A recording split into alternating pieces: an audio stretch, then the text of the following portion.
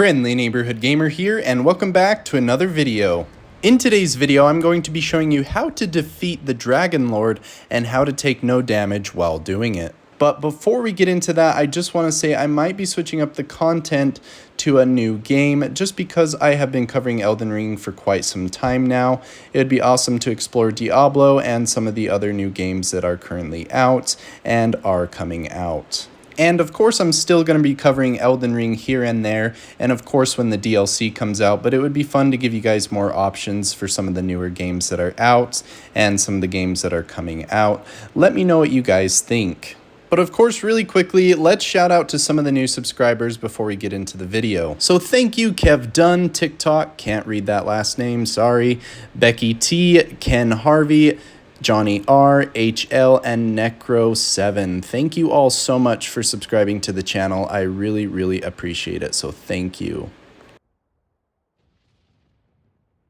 So with all that said, let's get straight into the video. So to start things off, what we're going to be doing is we're going to be picking our talismans for our Mimic Tear. First thing we're going to be using is the Prince of Death Staff, plus 25. Random set of armor, because I think it looks awesome.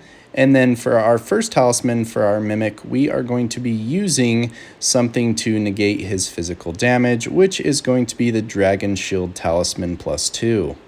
And for our second talisman for our Mimic, we're going to be picking something that will negate a little bit of fire damage, and that is going to be the Flame Drake Talisman plus 1. And for our third talisman, we're going to be picking something that will negate lightning damage because that is the majority of his attacks. So the talisman we're going to be picking that is going to be the Bolt Drake Talisman plus 2. And fourth, which is the most important one, we are going to be picking Shuribri's Woe because that will get the boss's aggro. Once you have that, you will be ready to summon your Mimic, and then you will be ready to pick your talismans for your character because we're going to be using different ones. The first talisman that we're going to be picking is going to be the Radagon's Icon because it helps with casting time. The second talisman that we're going to be picking is going to be the Godfrey Icon, which helps with charged spells and skills by about 15%. The third talisman that we're going to be using is going to be the Magic Scorpion Charm, which is going to help with magic attack damage. And then the last thing that we're going to be using is we're going to be using the Grave Mass Talisman, which greatly raises potency of sorceries. Along with that, we are also going to be using our Wondrous Physics, which is going to be a Cerulean Hidden Tear, eliminating all FP consumption, and a Magic Shrouding Crack Tear, temporarily boosting our magic attacks. These two are a must for this. Two other things that you should bring is the Comet Azure, which is necessary, and then the secondary option, which you don't have to bring, is Terra Magica Sorcery as well. These stats are mostly up to you. Intelligence 60 is a must in order to cast the Comet Azure.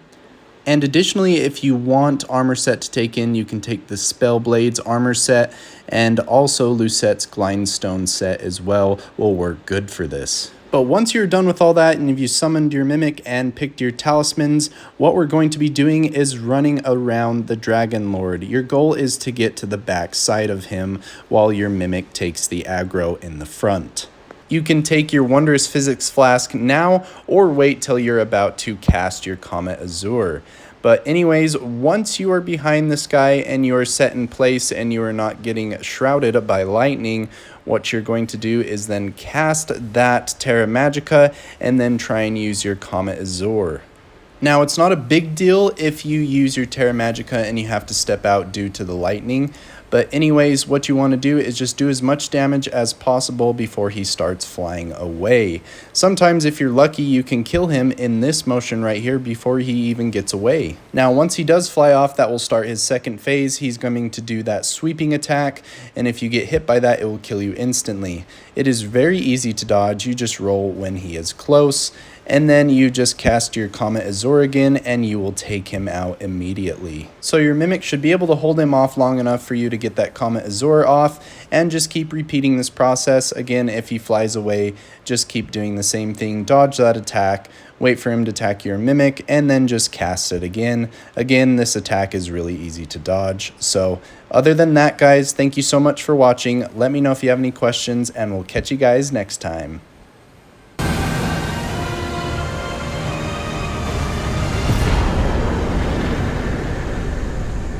Hit the damn subscribe button already.